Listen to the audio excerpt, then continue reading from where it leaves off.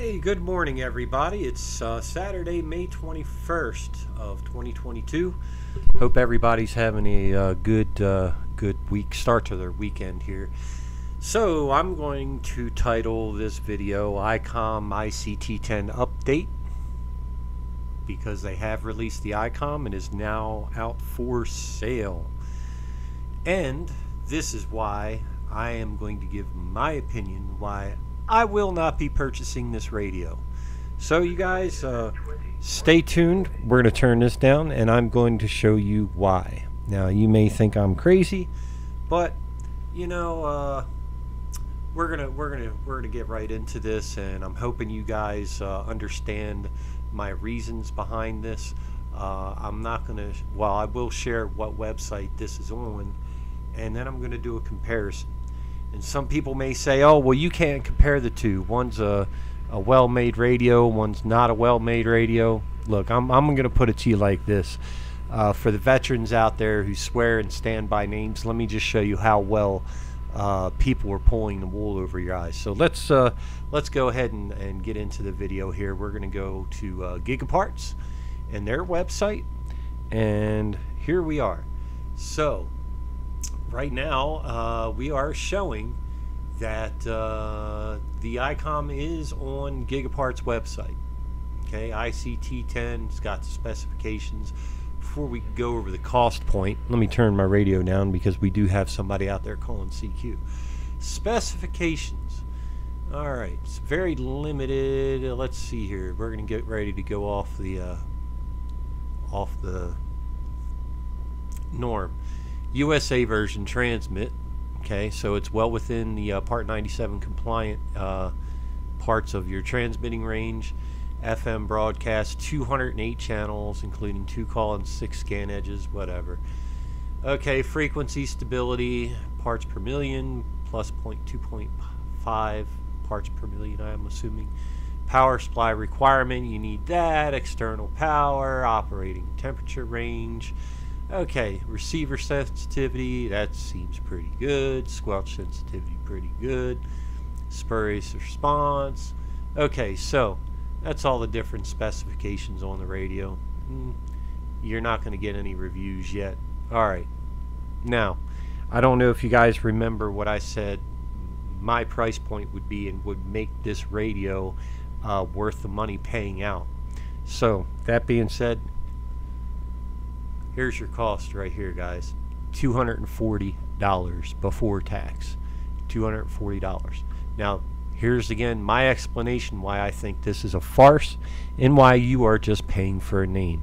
And you know, one of the things that was raised is, oh, well, we have to outsource labor. We have to do this. We have to do that. No, I'm sorry, that's excuses in my eyes. Okay.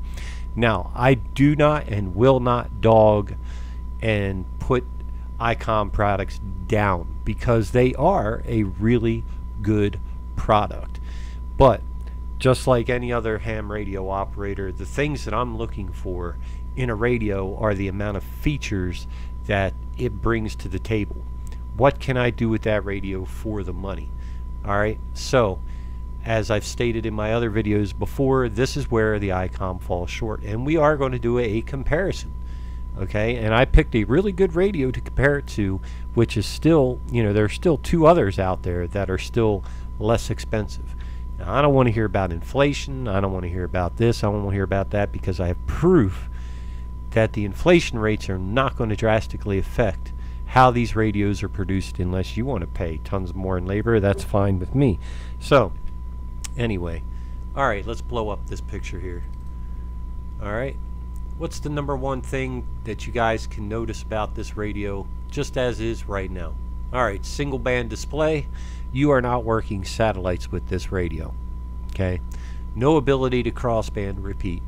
No ability to do anything outside of 137 to 140 or 174. Nothing. Okay? You can't do anything other than 2-meter ham bands. Yes, it's waterproof. Yes, it's dustproof. Has a really nice set of buttons on here, probably fairly easy to program.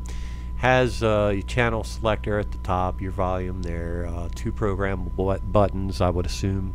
One's probably going to be monitor, and one other one, I don't know what you could probably use it for. Maybe reprogram it to choose how much power you're going to output.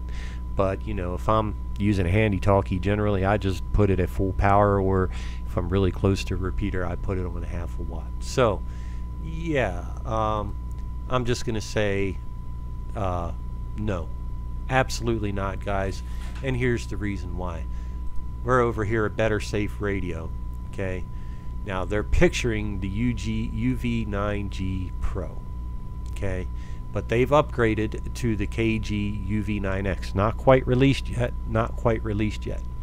However, I believe the display has been updated. This is considered an IP. Let's see here. What is this one? I think it's IP55 rated, but look at the difference in the cost. Okay, now this is the old version. Now the new version coming out is going to be $199 before discounts and coupons. Okay, but look at the different receives and transmits. Okay, 7 bands of receive and transmit. All right. Plus, instead of direct conversion receivers, you have 2, and it's dual super het receivers, super heterodyne receivers in there. Okay, instead of direct conversion, which a lot of people prefer. Usually the super hets require a little bit more filtering. However, I can work satellites on this radio. I can work crossband repeat on this radio, and it's $50 less. I'm getting literally 10 times the amount of features as that Icom. Wouxun is a proven radio. It is a proven brand. It does amazingly well. And people are going to say, well, you can't compare a Japanese radio to a Chinese radio. The Chinese radios are junk. 85% of them probably are. And I don't think any of the Chinese radios are really junk, because you still get bang for your buck. $240. Maybe that's just Gigaparts thing. You know, people want to get that first radio. Don't know if that's manufacturer suggested retail or not, but you have got to be out of your mind if you want to pay $250 for a name. Think about it, guys. You know, everybody's on a tight budget. We're under a lot of inflation, and people want to pay $250 for a radio that won't even dual band receive. No crossband repeat. You can't work satellites with it. You can't monitor any other stations outside of the 2 meter and 70 centimeter ham bands. Sorry, guys, I'm just gonna say like this. $250, absolute ripoff. Icom, I love your products. I love what they do, but you know, you're not pricing for features. You're pricing for name at this point. And I really trust the Icom brand. It's been very reliable. But I can go out right now for a 50-watt radio that does the same thing of your brand. What is it? The 2730A 50-watt rig, dual band with crossband repeat with dual monitoring, much larger display, 50 watts. I think I can get that radio for about $299 right now. Prove me wrong. Anyway, if you guys have any thoughts or comments, please let me know in the comments below. And maybe this isn't a great rant, but I'm hoping that it'll be a little bit of an eye-opener to some people about how they waste their money. And we can encourage maybe Icom to stop selling their name, because to me, that's the biggest ripoff I've seen on any new radio in a long time. Sorry if I'm wrong, fellas, and ladies, but to me, $250, that's a horrible price point for a radio that has those little bit of features. Anyway, this is Aaron, KC3QPJ with Farmhouse Ham Radio. I hope you all enjoy your weekend. Looking forward to the comments. Have a good one, guys.